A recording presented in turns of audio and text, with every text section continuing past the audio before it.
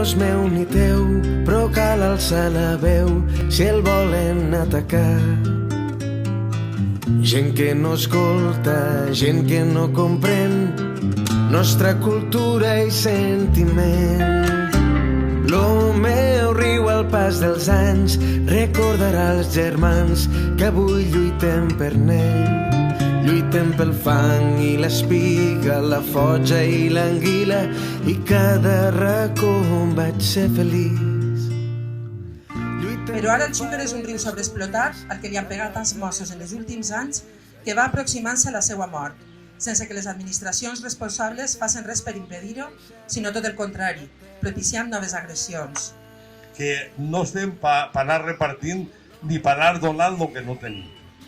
Resulta que n'hi ha alguns especuladors que volen vendre l'aigua i que volen fer negoci del riu. I el riu no és vell, el riu té uns drets.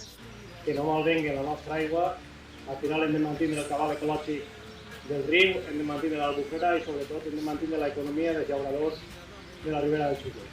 En definitiva, front a una ribera unida, front a un Xúquer que defèn la persistència i la pervivència del riu, n'hi ha unes altres persones que no perden ocasió per a fer negoci d'algo que és de tots, d'algo que s'ha de garantir.